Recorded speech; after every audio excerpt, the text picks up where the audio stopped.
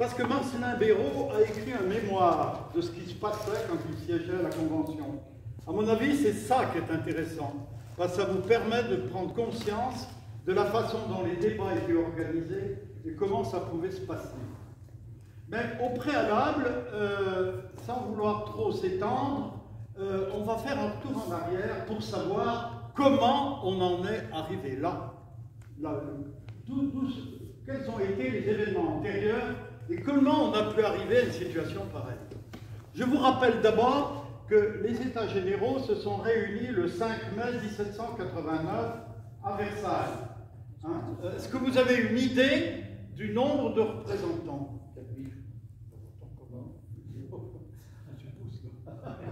Donc, ils étaient entre 1100 et 1200.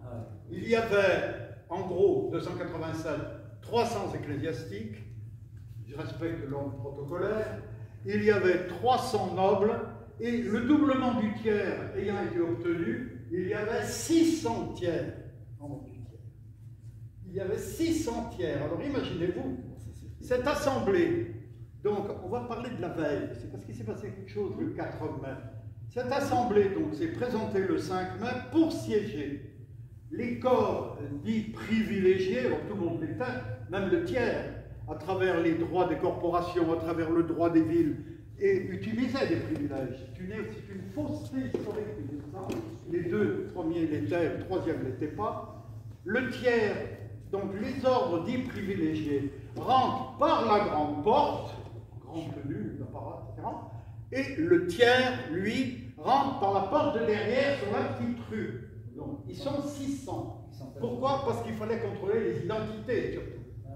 Mais qui était-il? Je vous rappelle, et vous devrez le savoir, que ce soit des membres du tiers, qu'on appelait autrefois, les communes, les Anglais ont piqué ça, bien sûr, bien d'autres choses, les communes ou les bonnes villes, on disait en forêt, le tiers-état s'appelait les bonnes villes. Eh bien, si vous voulez, qui était-il? Qui y avait-il dans ces 600 personnes? Rappelez-vous, quand on constitue la délégation du Forêt qui va aller siéger à Versailles, au bailliage de Montbrison, le tiers-état de Forêt, qui élit-il en premier pour le représenter? Le marquis de Rostin, le bailli de la province. C'est le marquis de... Et ce que je veux vous faire toucher par là, c'est qu'ils appartiennent, tant ceux qui rentrent par la porte de derrière que la grande porte devant, c'est la même monde. C'est les mêmes personnes. Parfois, c'est les frères ou les cousins, c'est qui rentrent d'un côté et les autres sont obligés de faire la queue derrière. C'est pas très drôle quand même. Cette assemblée, 1100-1200, va siéger dans une salle qui s'appelle des menus plaisirs, qui n'existe plus, qui est dans Versailles, un peu en partant du château, un peu plus loin sur l'avenue de Paris. Il y a des plaques qui rappellent, etc. La salle des menus plaisirs, c'est un hangar dans lequel on rangeait tout ce qui était utilisé pour les menus plaisirs, pour les fêtes à Versailles, au château ou dans le jardin. C'est-à-dire des décors, des choses très encombrantes comme ça. Et on avait réaménagé la salle, bien sûr, pour que tous ces braves gens puissent siéger. C'est un hangar couvert par une verrière. Tout le toit est transparent, c'est une verrière. L'hiver 88-89 a été très rigoureux. Il a fait très froid cet hiver-là. C'est l'hiver où à Lyon, on rentrait les tonneaux de vin et le reste par le Rhône qui était gelé, ça évitait de payer les octrois. C'est pas d'aujourd'hui, quand je ne cherche pas tout ça. Ça a toujours existé. Il a fait, l'été qui a suivi 89, il a fait très chaud.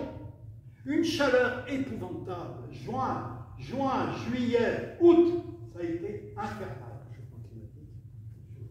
Donc pas de sono.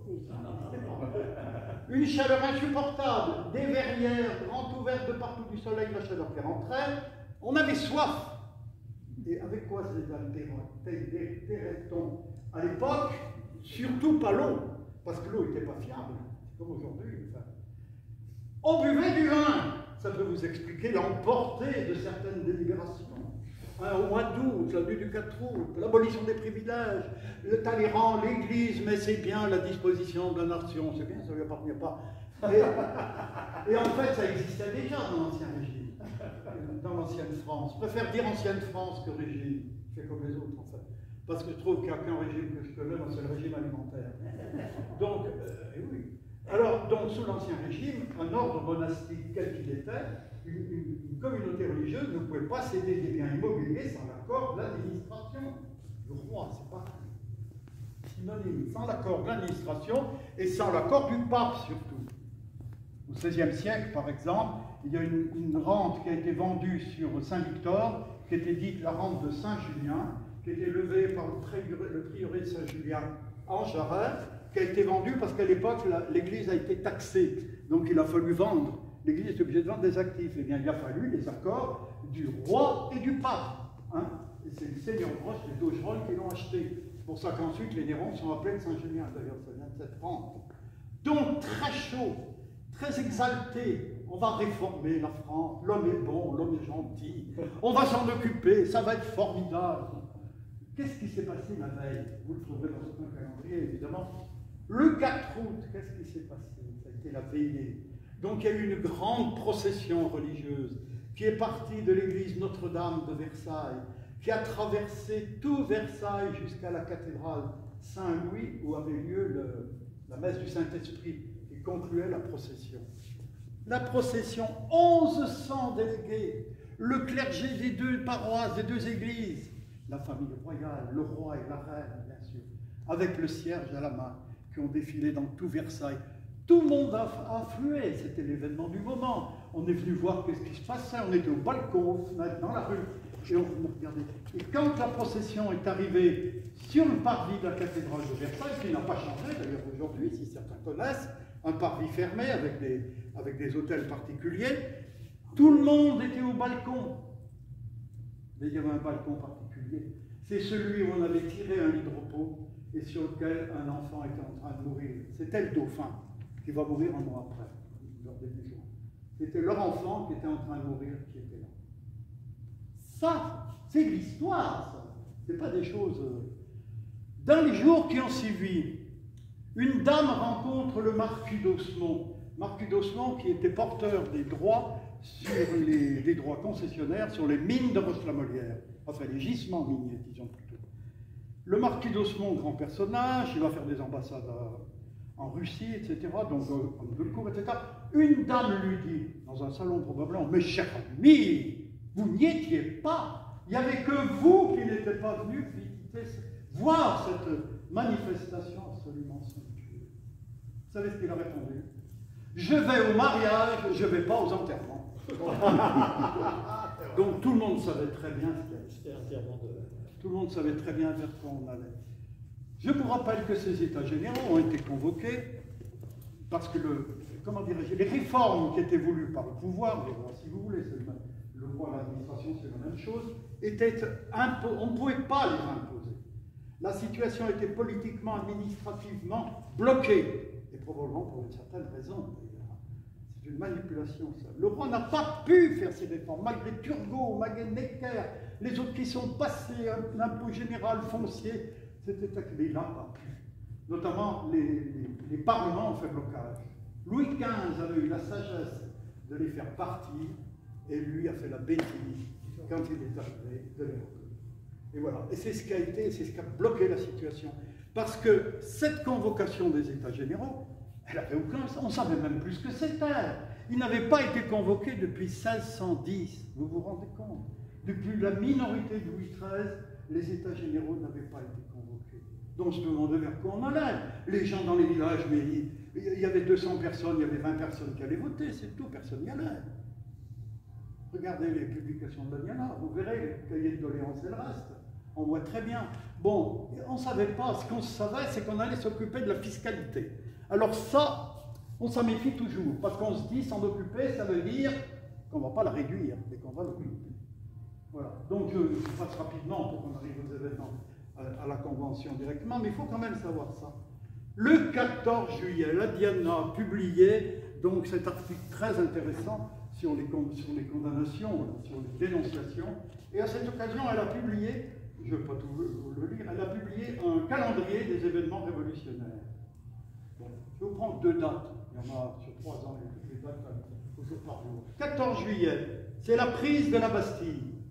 Et non, La Bastille n'a pas été prise. La Bastille s'est rendue. C'est pas la même chose. C'est rendu. Il y a eu des négociations. Ils se sont rendus. Monsieur Delaunay, qui était le gouverneur de la Bastille, a fait une négociation à travers les portes avec les insurgés qui étaient là. Donc il a négocié avec ces 4 vieux soldats qui étaient à la cime des remparts, qui tenaient des pétoires, qui avaient 100 ans, qui avaient tiré déjà 3 coups de fusil. Il a négocié l'ouverture des portes et leur départ. Ah oui, bien sûr, on a baissé le pont-levis, on a attrapé Delaunay, et je ne vous dis pas dans quelles conditions, il a été massacré. Affreux. Tout de suite, quand on pense à la Révolution, on pense toujours à la terreur. C'est faux. Bien sûr que la terreur a été horrible. Ça a été, si on peut y avoir un pire, c'est un pire. Mais les massacres ont commencé tout de suite. Dès 89, on a massacré des gens. Delaunay, le pauvre garçon. Et le lendemain, et là vous aurez la réponse tout à l'heure, je lis 15 juillet, c'est pas péjoratif, ils ont copié ce qu'on nous enseigne, ce qu'on trouve partout. 15 juillet, Bailly est confirmé comme maire de Paris. La garde nationale est confiée à Lafayette. Oui, ça peut être important tout ça. Le roi cède et rappelle Necker. Et tout à l'heure, vous verrez ce qui s'est passé le 15 juillet. Quelque chose d'assez important. 5 et 6 octobre, les femmes des Halles rentrent dans Versailles. Mais non, Damien, qui était maire de Versailles, l'avait mis, je l'ai d'ailleurs à la maison, dans une bande magnétique. À l'époque, on rentrait les bandes magnétiques dans les téléviseurs pour les lire. Damien présentait sa ville de Versailles, il le disait. C'était des hommes qui étaient déguisés. Ce n'étaient pas des femmes, il y en a peut-être quelques-unes. Mais c'était des hommes qui étaient déguisés en femmes. Pourquoi? Parce que les régiments étaient là. Ils étaient autour de Versailles, ils étaient autour de Paris. On aurait pu les faire interdire immédiatement. Il fallait couper le pont de Sèvres et c'était fini. Mais ces gens-là avaient tellement la frousse qu'ils s'étaient déguisés pour arriver le 5 octobre au soir. Et malheureusement, le 6 au matin, vous savez ce qui s'est passé. Le château a été envahi, les portes ont été enfoncées, les gardes du corps ont été massacrés. Certains, bien sûr, ont cherché quelque chose, le roi et la reine, pour les massacrer déjà. Chaque fois, ils y échappent de justesse. Il y a encore quelque chose qui retient la foule quand même, qui empêche de passer à l'acte sanguinaire. Mais ça passe à 2 doigts en fait. Et c'est là où ils acceptent, donc le 6, de partir à Versailles, bien sûr, et de rejoindre les Tuileries. À partir de ce moment-là, le roi considère qu'il est prisonnier. Il sait très bien qu'il a perdu toute liberté. Ensuite, on va aller un peu plus loin, le fin juin 91, la fuite de Varennes. Là, c'est pareil. Elle a été à 2 doigts de réussir, c'est pas ça, mais la foule aurait pu les lyncher. C'était à 2 doigts, mais fort heureusement. Donc ils y ont échappé parce qu'on les a un peu retenus, parce que politiquement, on avait quand même encore besoin de la présence du roi pour comment dirais-je, pour accomplir la constitution qui était en cours, en fait. Donc, pour qu'il joue encore un rôle, mais qui était un rôle absolument symbolique. Et quand le roi est parti, ça pourrait être le sujet d'une conférence, ça d'ailleurs. Quand le roi est parti, ce qu'on ne sait jamais, qui n'est jamais enseigné, jamais dit, c'est qu'il laisse sur son bureau un état des lieux. Et ça, c'est très intéressant. Il fait un état des lieux de la France, donc le 21 juin 1791. Il explique pourquoi il part, il explique l'état des lieux. Vous savez qu'il est parti aussi parce qu'il y avait des questions religieuses. Hein. En 90, il avait pu aller faire ses Pâques à Saint-Cloud, on l'avait laissé passer. En avril 91, il a voulu sortir des Tuileries, on avait ameuté ce qu'il fallait, les gens ont bloqué les passages, il n'a pas pu passer. Donc il est rentré dans les Tuileries, c'est là qu'il a pris la décision de partir. Ça, la reine et d'autres lui le disaient depuis 1789, on lui le disait, mais d'ailleurs le roi dira plus tard, j'aurais dû partir après la prise de la Bastille, après l'affaire de la Bastille. J'aurais dû partir à ce moment-là. Il s'en tire encore, physiquement. Fin juin 92, envahissement des Tuileries, décidément, hein, c'est une route qu'on connaît bien. Envahissement des Tuileries, donc on enfonce les portes, on pille, et on cherche le roi et la reine, on s'empare Madame Élisabeth, qu'on croit être la reine, donc la silhouette, l'allure, même âge, et Madame Élisabeth dit, mais laissez-les massacrer, épargnez la reine. Laissez-les faire, laissez-les faire. Puis on réussit quand même à la tirer d'affaire. Ils sont acculés dans une pièce, c'est l'affaire du bonnet rouge et du verre de vin à la main. Vous connaissez toutes ces sortes par cœur, j'insiste pas davantage. Toujours intact. Alors, qu'est-ce qu'il faut faire? Il faut quand même qu'on arrive à s'en débarrasser. Et c'est là qu'est montée sur pied la journée du 10 août. Mais, là, ils étaient partis vraiment pour tout massacrer. D'ailleurs, ils vont le faire. Les gardes suisses vont y passer, les marmitons dans les cuisines, on va les jeter dans les fours, on va piller le palais, les tuileries, le 10 août, oui. Mais ce qui va les surprendre, et ce qui est complètement inentendu, c'est la position du roi. C'est ce que le roi fait. Je vous le rappelle, qu'est-ce qu'il fait? De bonne heure le matin, on peut considérer vers 7 h, 6h30, 7 h, il descend dans la cour pour passer en revue, avoir la garde, parce qu'il est complètement désarmé. Tous les corps militaires qui l'accompagnaient avaient été dissous précédemment, dans les mois et les années précédentes. Il n'avait plus personne. Il avait que la garde nationale, qui était bonne pour accompagner les processions, des choses comme ça. C'était boutiqué, habillé, c'est pas des militaires. Et il se fait huer, enfin, il passe la troupe en revue. Donc il a compris, parce que l'atmosphère était là, on savait que le château allait être assiégé, les Tuileries. Et qu'est-ce que le roi fait? Alors ça, il s'y attendait pas du tout. C'est qu'il part demander la protection donc, de l'Assemblée nationale. Alors ça les surprend. Il pensait que le roi allait résister, peu ou prou, mais qu'on allait rentrer là-dedans, qu'on allait tout foutre en l'air. Mais le 1, il n'y avait pas de caractère. Non, mais il prend une position qui était inattendue. Il va se mettre à l'abri à l'Assemblée nationale. Si tu veux, bon, après, on analyse, on fait ça. Et là, le roi d'ailleurs a interdit tout combat. n'empêche pas que le château sera assiégé, pillé, il y aura des morts, les Suisses sont peut-être massacrés. Il avait encore des gardes suisses. Les gardes du corps n'étaient plus là, ça avait été dissous. Il y en avait qui étaient à titre individuel, qui étaient restés, mais le régiment lui-même n'existait plus. Et les Suisses vont être massacrés. Quelques-uns vont s'en échapper. Et sachez que la Confédération helvétique, la Suisse, qui est avare sur tout ce qui est décoration et distinction, donc de l'égalité, va créer, pour ces Suisses qui s'en sont tirés, une médaille commémorative qui leur sera donnée. C'est une exception sur l'exception.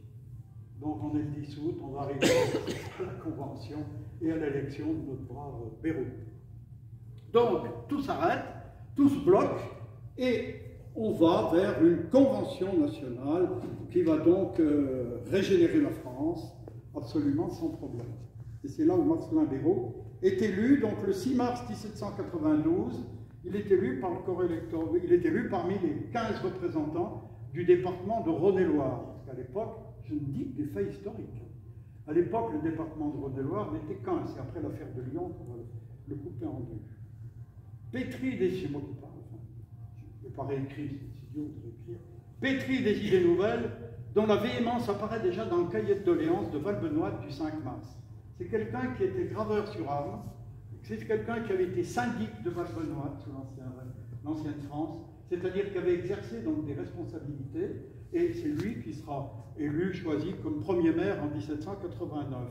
Mais déjà dans le cahier de doléances de Valbenoît, quand vous le prenez, c'est le grand lyrisme, quoi. On est vraiment en plein rêve. Il y a un côté vraiment naïf dans tout ça. Hein. Marcellin Béraud, député à la Convention nationale, nous fait part donc de ces illusions qui, immédiatement, dès son arrivée au sein de l'honorable Assemblée, parle. Avec quelle vénération n'approchais-je pas du sanctuaire des lois? C'était son sentiment quand il est arrivé. Rappelez-vous que la Convention siégeait dans ce qu'on appelait le manège à Versailles, c'est-à-dire une espèce de grande salle, là aussi encore, en longueur, tout en longueur. Ce n'était pas un hémicycle. En longueur, on avait planté le bureau au milieu, avec une tribune, et avez-vous une idée, là aussi, de l'effectif? 740 personnes. 740 personnes dans cette salle, sans sonorisation. Ce qui fait que les gens, quand ils criaient d'un bord à l'autre, ils ne se comprenaient pas. On ne savait pas ce qui se passait. D'ailleurs, il va en parler. Hein. Ça fait rien. Donc, pénétré d'avance d'admiration pour les grands hommes qui devaient y siéger, je m'attendais à voir discuter avec calme et tranquillité les intérêts d'une grande nation qui voulait se régénérer. Quel ne fut par conséquence mon étonnement de voir cette auguste assemblée rassemblée plutôt à une arène de gladiateurs qu'à une assemblée nationale qui suppose toujours une assemblée d'hommes sages, calmes et réfléchis. Ça, c'est l'utopisme des gens du XVIIIe siècle. C'est les Lumières, si on peut dire. C'est toute cette idée qui avait été développée, gagnée au roi aussi, le roi était pareil. Il ne savait pas ce qui lui arrivait, il ne comprenait rien du tout, hein, d'ailleurs. Il ne se sentait pas concerné. Est-il nécessaire d'ajouter quelque chose? Donc, néanmoins, Marcellin Béraud va essayer de ramener la concorde avec quelques-uns de ses amis. C'est lui qui parle. Je fis une motion, il était courageux d'une certaine façon, notre pharisien. Je fis une motion d'ordre pour ramener à l'union tous les membres de la Convention, où je cherchais à leur faire le sacrifice de tous leurs ressentiments, en leur montrant la chose publique compromise par leur division. Tout ce que je pus dire donc fut rebuté et méprisé par les montagnards, évidemment, les jacobins, qui me traitèrent comme les Troyens traitèrent la prêtresse Cassandre. Alors Cassandre, peut-être comme moi, vous avez peut-être oublié un peu, donc c'était la fille de Priam, donc princesse, bien sûr, prêtresse.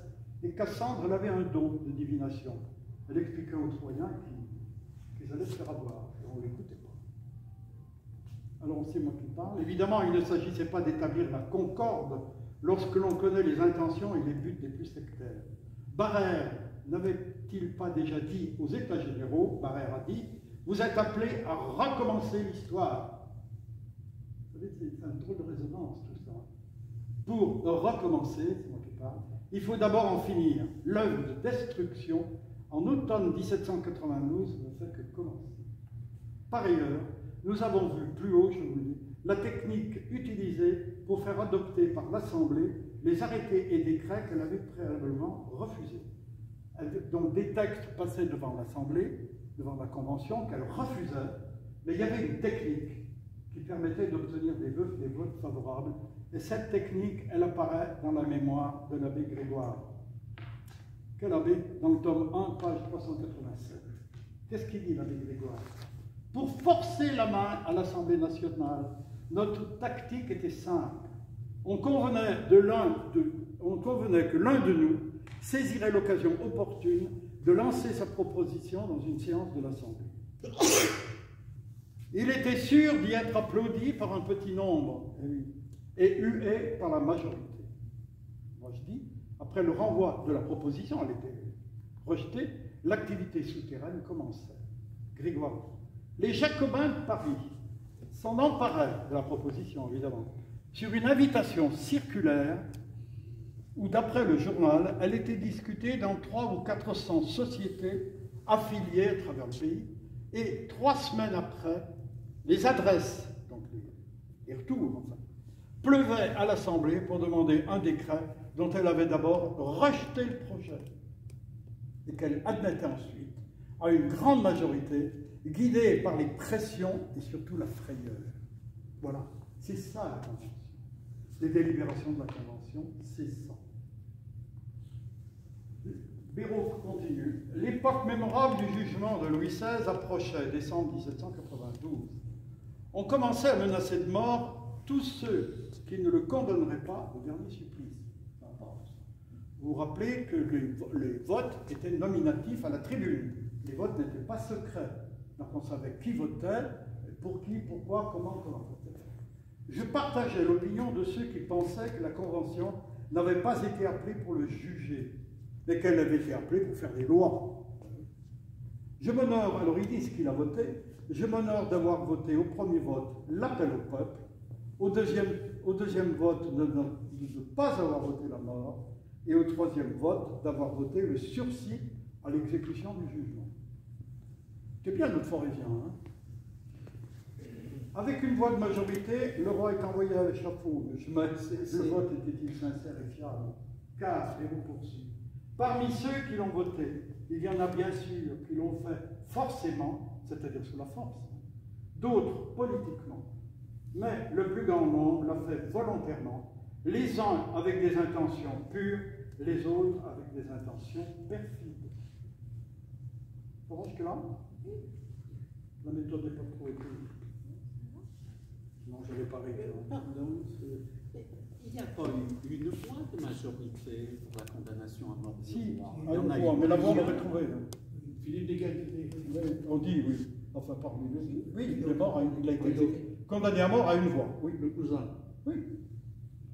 Germain. Oui, mais là, le vote est fait, là, puisqu'après, on n'en est à savoir qu'est-ce qu'on en fait. Alors, à sursoir, ou l'appel au peuple, machin. Les luttes au sein de la Convention étaient terribles. Ainsi, malgré la compromission, c'est moi qui parle, la plupart, avec la mort du roi, ils n'étaient quand même pas tranquilles. Hein. Ceux-ci n'ont pas été épargnés sur l'autel du sacrifice de leur personne. Passons. Bérosie, ce vote, la mort du roi, ne sauva pas les Brissot, les Vergniaud, les Jansonnet, les Carat, etc. Les factieux jurèrent leur perte et se concertèrent pour opérer le 31 mai avec la commune conspiratrice de Paris. C'est ce qu'on appelle l'arrestation des députés girondins, vous direz. En vain, la voix de la justice voulut se faire entendre, Bérosie. Pendant les 3 jours où le corps législatif, 3 jours, où le corps législatif fut investi, pendant 3 jours ça a duré, hein, et menacé par une force armée, toujours plongée dans l'ivresse et ne respirant que sang et carnage.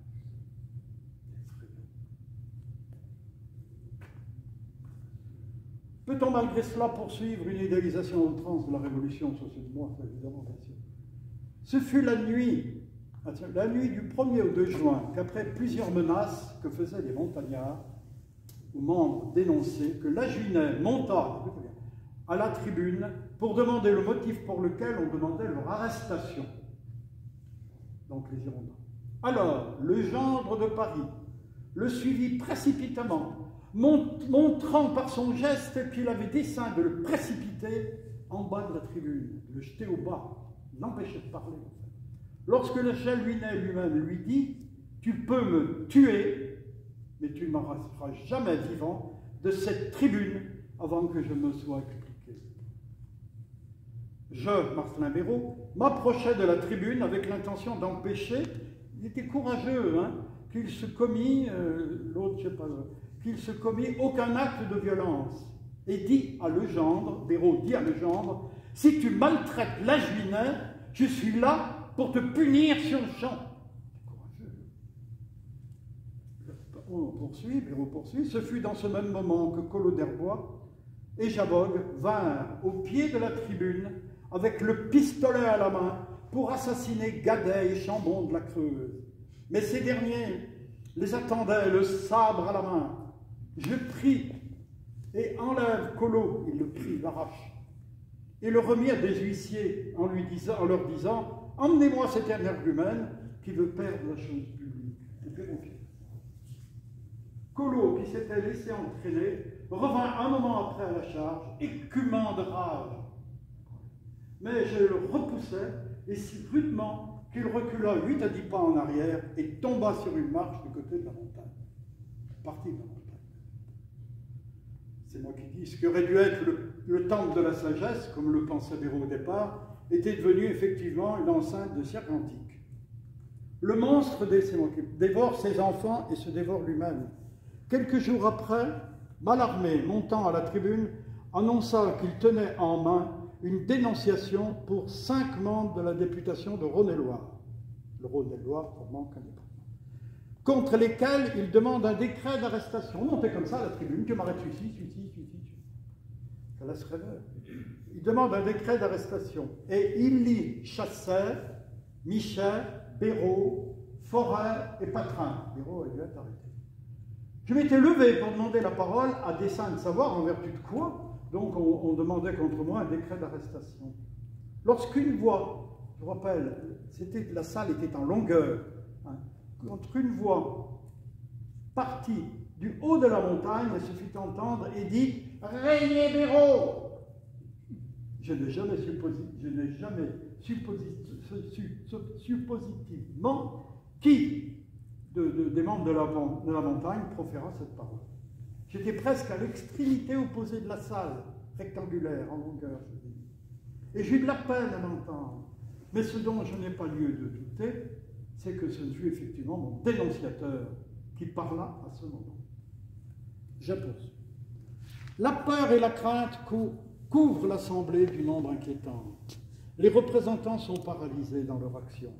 Ils deviennent un instrument dans les mains des comités de salut public et de sûreté générale. Mais mais faire revenir l'ordre, et la raison devient pratiquement impossible.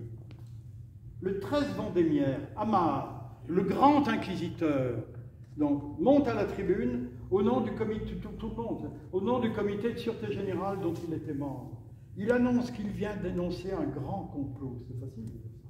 Il ordonne, écoutez bien, il ordonne aux huissiers de fermer toutes les portes, les boucles, toutes les portes, de craindre qu'aucun des dénoncés n'échappe.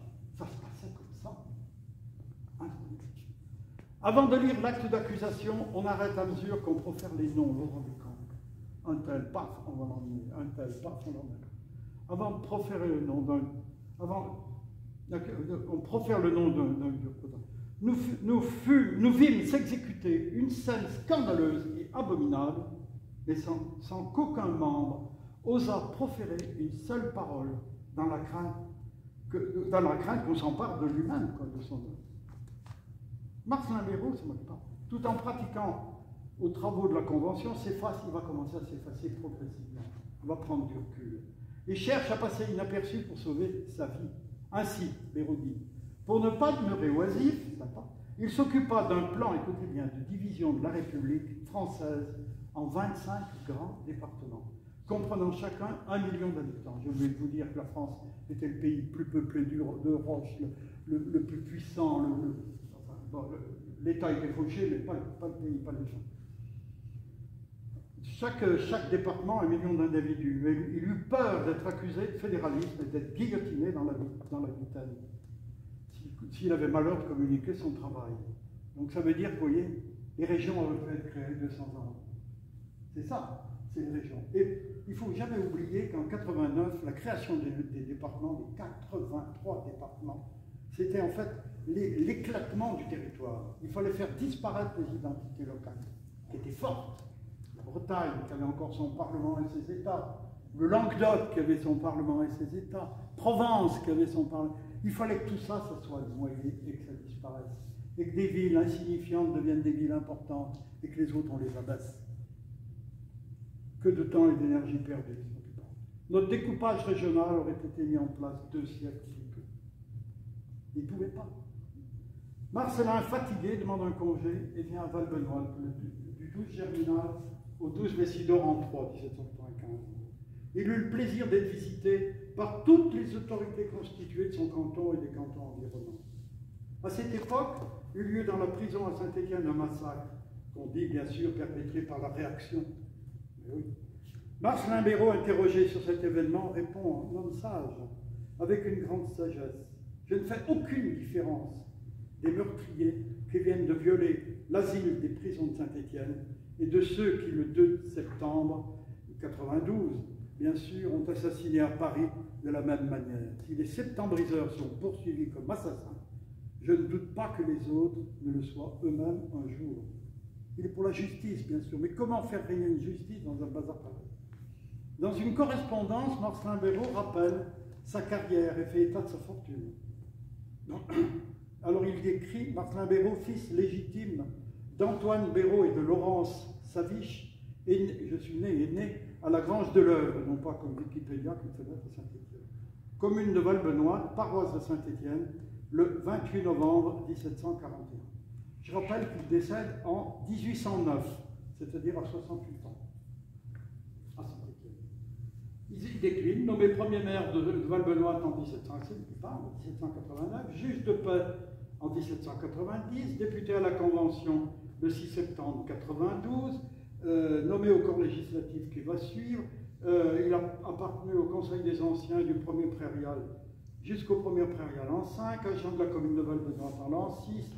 Finalement, lors de la réunion du canton rural au canton urbain, donc voilà, nommé juge de paix du canton de Saint-Étienne-Ouest par l'Assemblée primaire du dit canton, le dit Germinal, en 1802. Ma fortune personnelle s'élève à 30, alors j'aime bien, s'élève à 30 000 francs tournois. Il n'y a rien à faire. On n'arrive pas à s'en arracher. 30 000 francs tournois. C'est plus des francs tournois. Avant 89, c'était des francs, enfin 90, c'était des francs tournois, mais là, on est dans des francs tout courts. Je suis marié et j'ai 3 enfants. J'ai 3 enfants majeurs. Cette déclaration est datée de Valbenoît le 9 Pluviose en 13, c'est-à-dire 1805, en premier de l'Empire, il précise. On ne peut qu'être stupéfait de la destinée particulière de la plupart des témoins de ces grands événements du XVIIIe siècle. Beaucoup vont vivre ces époques, avoir 20 ans sous Louis XV et mort après l'Empire. C'est inimaginable quand on passe les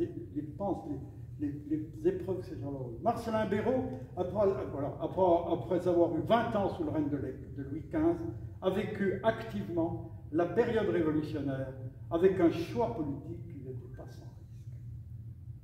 En 1802, je poursuis, en 1802, un Anglais, John Dean Paul, donc est à Calais, il visite la France, et il dit, dans l'anglais, « La vue des châteaux abandonnés et à demi détruits nous remplit de mélancolie. La Révolution n'a rien épargné de tout ce qui avait quelque aspect d'élégance ou de raffinement. » En 1797, c'est intéressant ce témoignage, hein? Un Allemand en visite à Versailles, il est ému du triste état du château, en allemand. Il dit, le silence des tombeaux règne. Mon pas résonnait entre les murs solitaires. La ville paraît abandonnée. En traversant la grande cour du palais, notre œil ne rencontre de tous côtés que pillage et dévastation. 10 ans après le début de la Révolution, la France se meurt. Ce qui, dès 1789, c'est moi, ce qui, dès 1789, a été un grand espoir, sera devenu, après des épreuves innombrables, une grande déception, un choc. La majeure partie de la population n'a pas compris comment on avait pu passer d'une époque de prospérité, de grandeur même, à un développement jamais atteint de la misère, préfigurant la grande paupérisation du XIXe siècle. Bien sûr, l'ancienne France n'était pas sans défaut. L'injustice pouvait se rencontrer, la misère parfois, mais la Révolution a-t-elle supprimé cela? Ensuite, par contre, ce qui a disparu pour toujours, c'est une certaine nonchalance, le goût du temps qui passe, la volonté de donner du temps au temps, la joie dans les actes accomplis avec compétence et sérieux. Ça, c'était le monde du XVIIIe siècle. Tous les témoins qui ont vécu cette mutation évoquent la période précédente avec nostalgie, tristesse et la conscience d'un certain équilibre perdu. L'ombre des massacres va planer sur tout le XIXe siècle. C'est les enfants de ceux qui ont été massacrés qui sont là au XIXe siècle. Ça ne remonte pas à des siècles en arrière. Donc va planer sur le XIXe siècle où la succession des différents régimes ne sera que la recherche du maintien par tous les moyens et avec n'importe qui de l'ordre public. Tout et plus jamais ça. Un seul mot, plus jamais cela.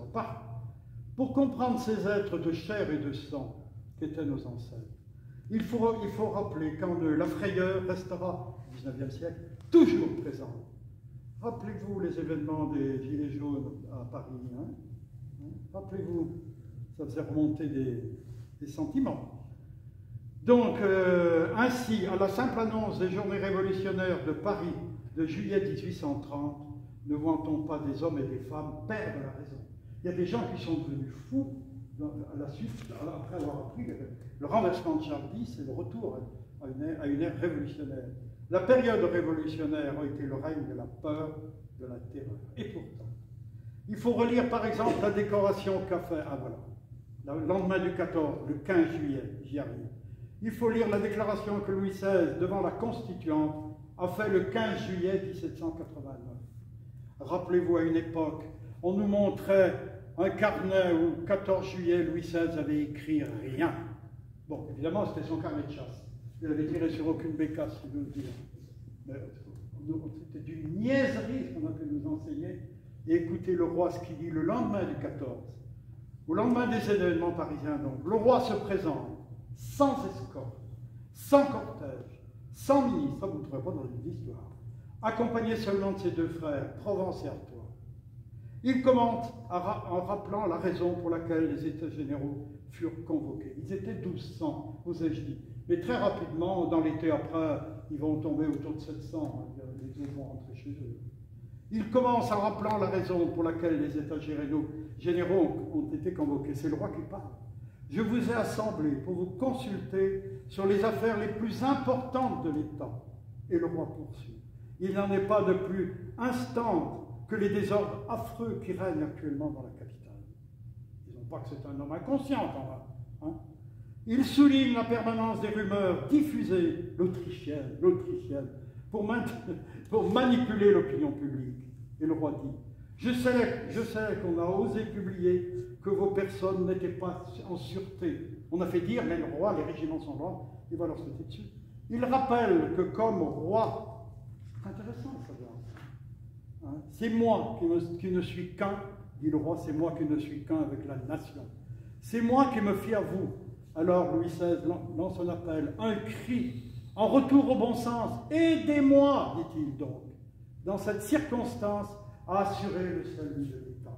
Il s'adresse aux trois ordres qui sont là, hein, afin de mettre un terme au bruit que l'on fait courir dans l'éventualité d'un coup de force, c'est moi qui parle, sur les États assemblés. Le roi signale, pour gage de sa bonne foi, le roi dit, j'ai donné ordre, les psys n'auraient jamais dû faire ça, j'ai donné ordre aux troupes de s'éloigner de Paris et de Versailles.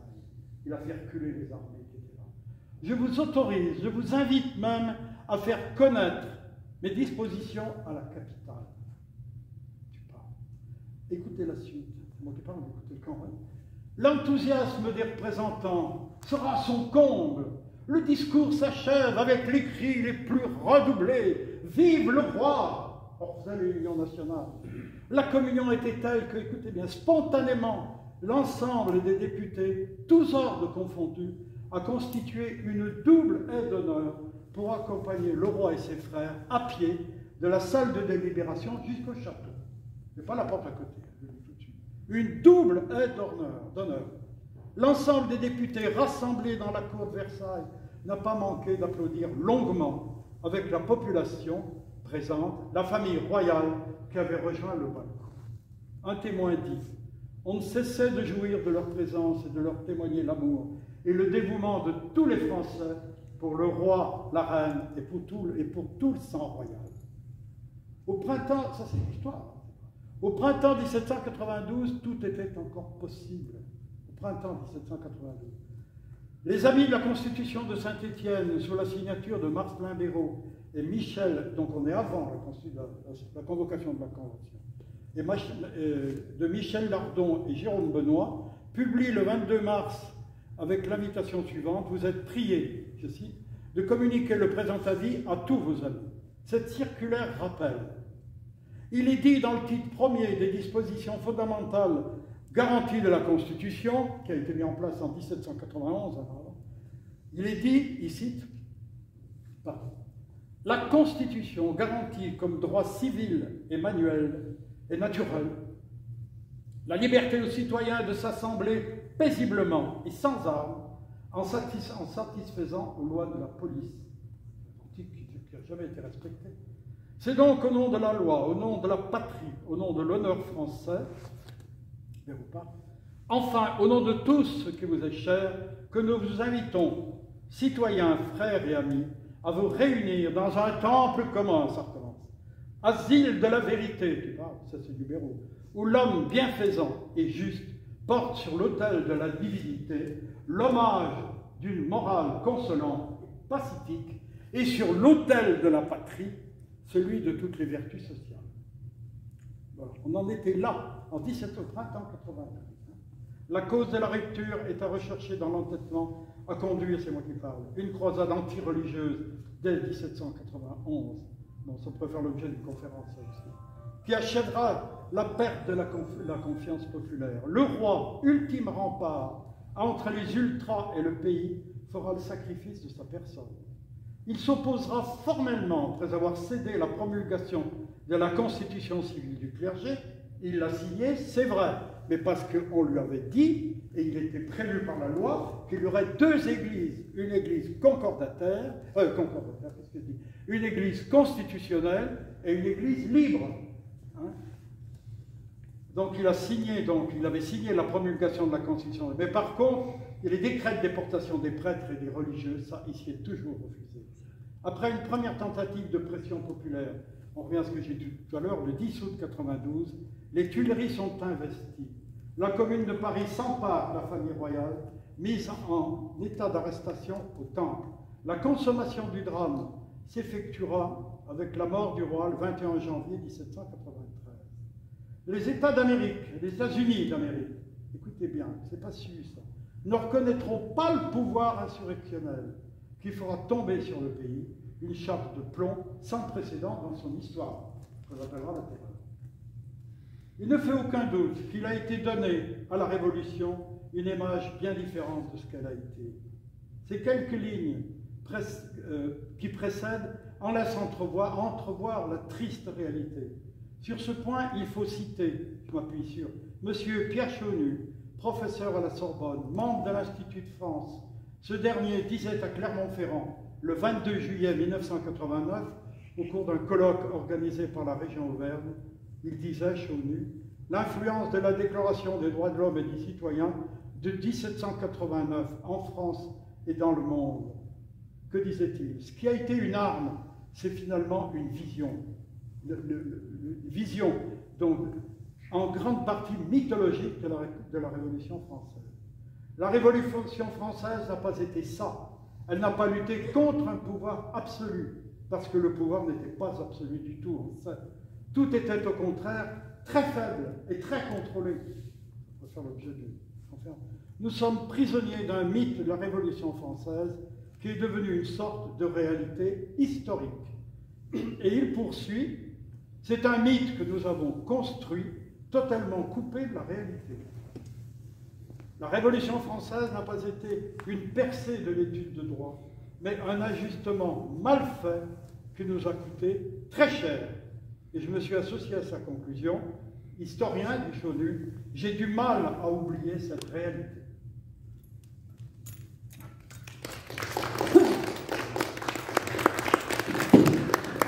Le portrait qui circule. Est-ce que vous avez, je n'ai pas de réponse aux questions à donner. Ça va comme tout à l'heure. Moi j'ai presque 4h30. Il va arriver. La messe est à 5h. Hein? Oui, à 5h. Hein. Ah oui, oui. Je disais quelques livres. Tout à l'heure, ma femme se posera à la sortie. Si vous voulez qu'on discute ensemble, elle se posera à la sortie. J'en ai apporté quelques-uns. Vous voulez quand même parler de la chapelle? Alors, pour conclure.